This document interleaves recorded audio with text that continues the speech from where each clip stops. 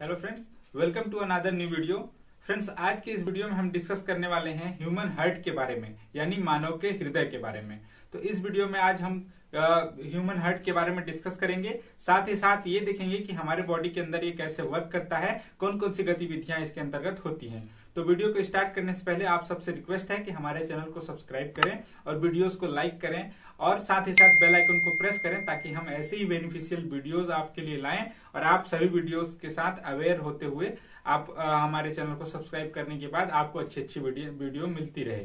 तो चलिए स्टार्ट करते हैं आज का वीडियो और जानते हैं कि ह्यूमन हार्ट होता क्या है। सबसे पहले इसकी परिभाषा यानी डेफिनेशन देखते हैं कि ह्यूमन हार्ट होता क्या है। तो जैसा कि हमने बोर्ड पे यहाँ पे फिगर बना रखा है, आपको दिख रहा होगा। सबने पढ़ा है इंटरमीडिएट में, जिन्होंने बायो वगैरह लिया था उन स्टूडेंटों के लिए भी ये बहुत बेनिफिशियल टॉपिक है, और साथ ही साथ मेडिकल के जितने भी स्टूडेंट हैं उनके लिए भी ये चैप्टर बहुत ही इंपॉर्टेंट होने वाला है। तो सबसे पहले हम डिस्कस करते हैं इसका डेफिनेशन।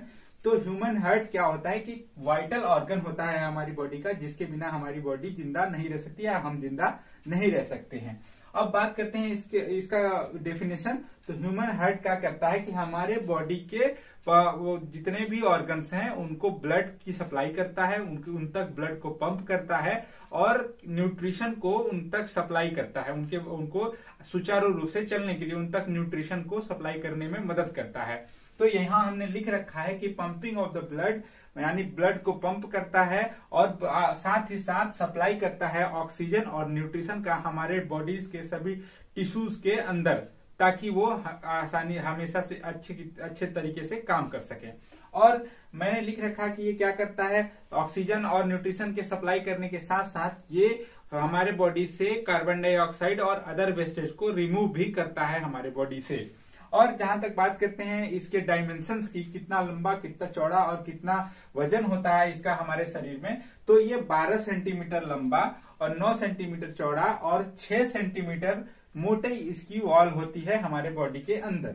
और बात करें इसके वजन की तो 250 ग्राम फीमेल में, यानी औरतों में 250 ग्राम और 300 ग्राम होता है मेल में, यानी कि पुरुषों में इसका वजन जो होता है वो 250 ग्राम होता है और फीमेल में इसका वजन थोड़ा सा कम होता है, यानी उनके अंदर दिल थोड़ा छोटा होता है, सबको पता है। और अब हम बात करते हैं कि ये कहाँ कैसे वर्क करता है, इसका क्या पूरा प्रोसेस है हमारे बॉडी के सर्कुलेशन का। तो यहाँ पे हम डायग्राम बना रखा है, अब हम आपको इसको अच्छे से समझाएंगे कि हमारा हार्ट कैसे काम करता है। ये बहुत ही इंटरेस्टिंग होने वाला है, ध्यान से थोड़ा इस वीडियो को देखेंगे तो आपको पूरी बात समझ में आएगी।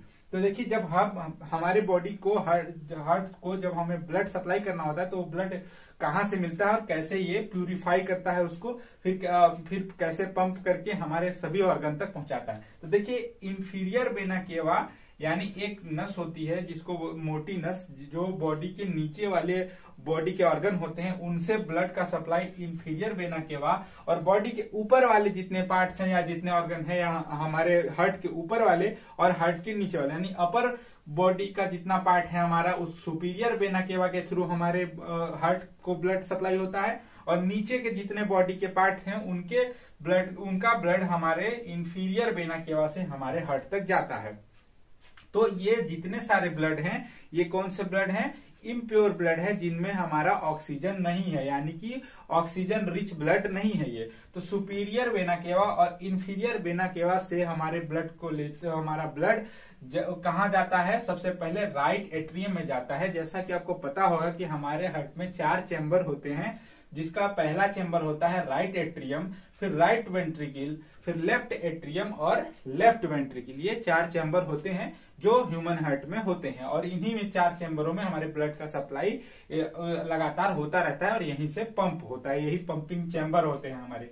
तो हम बात करते हैं कि ब्लड सबसे पहले हार्ट में जाता है तो कहाँ पे जाता है, तो सबसे पहले सुपीरियर और इंफीरियर वेना केवा से, यानी बॉडी के ऊपरी पार्ट से और निचले हिस्से से बॉडी के हमारे जो ब्लड होता है वो हम राइट एट्रियम में जाता है, जो किसके थ्रू जाता है, सुपीरियर और इंफीरियर वेना केवा के थ्रू। राइट एट्रियम में जाने के बाद यहाँ पे देखिए एक वॉल्व होती है जिसको बोलते हैं ट्राइकस्पिड वॉल्व। ये ट्राइकस्पिड वॉल्व 1 साइडेड वॉल्व होती है, यानी एक बार राइट एट्रियम से राइट वेंट्रिकल में जो ब्लड यहाँ पे आएगा तुरंत ये वॉल्व क्या होता है, क्लोज हो जाता है, जिससे इसका back flow of the blood, यानी ब्लड का बैक फ्लो इसमें दोबारा न हो। तो यहाँ पे हमने तीर बना रखा है, यानी कि राइट एट्रियम से राइट वेंट्रिकल में ब्लड आया और ब्लड यहाँ आने के बाद फिर क्या होगा, इस ब्लड का ये जो इम्प्योर ब्लड है, इन दोनों में सबसे पहले कौन सा ब्लड आता है, इम्प्योर ब्लड, यानी उसमें ऑक्सीजन नहीं रहता है। फिर उसे ऑक्सीजन लेने के लिए कहाँ जाना पड़ता है, तो राइट एट्रियम में आने के बाद हमारे पल्मोनरी आर्टरी के थ्रू हमारा जो ब्लड है वो राइट एट्रियम से होता हुआ सीधा हमारे लंग्स को जाता है। जैसे लंग्स में पहुंचेगा, इस मतलब पल्मोनरी आर्टरी के थ्रू, जो आर्टरी में जो ब्लड होता है वो इम्प्योर ब्लड होता है और जो पल्मोनरी वेन में जो ब्लड होता है वो प्योर ब्लड होता है, जो ऑक्सीजन लेने के बाद लंग्स से ऑक्सीजन लेने के बाद फिर हमारे हार्ट में आता है। तो वो हम बाद में डिस्कस करेंगे। पहले हम देखते हैं कि हमारा ब्लड सुपीरियर और इंफीरियर वेना के से होकर राइट एट्रियम में आया हमारे हृदय में पहले चैम्बर में, फिर राइट वेंट्रिकल में पहुंचा इस ट्राइकस्पिड वाल्व के थ्रू, फिर यहां से राइट वेंट्रिकल से डायरेक्ट हमारे अब लंग्स में जाएगा। तो वो किसके थ्रू जाएगा, पल्मोनरी आर्टरी के थ्रू।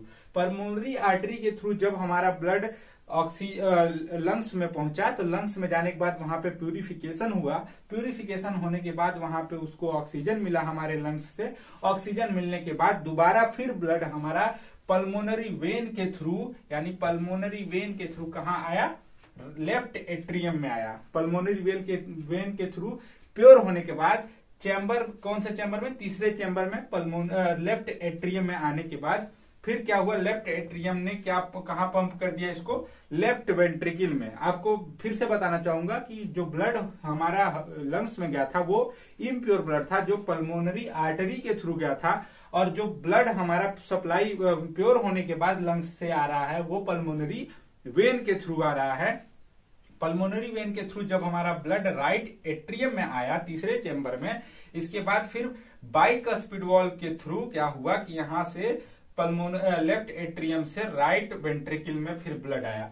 राइट वेंट्रिकल में आने के बाद फिर राइट वेंट्रिकल क्या करेगा, इसको फिर पंप करेगा आयोटा, जो हमारे सबसे मोटी वेन होती है, जो हमारे होल बॉडी को पूरा ब्लड सप्लाई देती है, यहाँ लंग्स में हमारे प्योर ब्लड को। तो ये लेफ्ट वेंट्रिकल में आने के बाद हमारा जो ब्लड आयोटा के थ्रू होल बॉडी में सप्लाई हो जाता है और इस तरह से हमारा पूरा का पूरा हार्ट काम करता है। एक बार फिर से मैं रिपीट करता हूं कि सुपीरियर और इंफीरियर वेना केवा, यानी ऊपरी हमारे शरीर के ऊपरी पार्ट के जितने ऑर्गन हैं उनसे और निचले पार्ट के जितने ऑर्गन हैं उनसे ये दोनों वेना केवा जो होती हैं वो ब्लड को लाती हैं। और फिर सबसे पहले ब्लड हमारा राइट एट्रियम में आता है, राइट एट्रियम से ट्राइकस्पिड वाल्व के थ्रू फिर राइट वेंट्रिकल में, राइट वेंट्रिकल इसको दोबारा पंप कर देता है पल्मोनरी आर्टरी के थ्रू लंग्स में जाने के बाद प्यूरिफिकेशन होता है, वहां पे हमें ऑक्सीजन मिलता है हमारे ब्लड को। ऑक्सीजन मिलने के बाद फिर पल्मोनरी वेन के थ्रू हमारे वो लेफ्ट एट्रियम में आता है, लेफ्ट एट्रियम से फिर पंप होके बाइकस्पिड वाल्व के थ्रू कहाँ आता है, लेफ्ट वेंट्रिकल में। लेफ्ट वेंट्रिकल में आने के बाद फिर फाइनली हमारा ब्लड आयोटा के थ्रू कहाँ पहुंच जाता है, हमारे होल बॉडी में। लेफ्ट वेंट्रिकल उसको पंप कर देता है हमारे होल बॉडी में।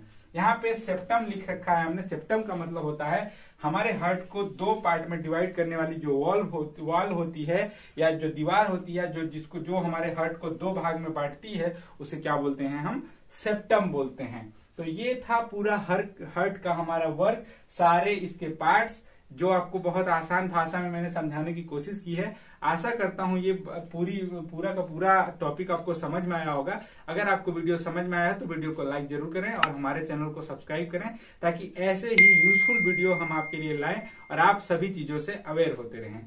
Thank you so much.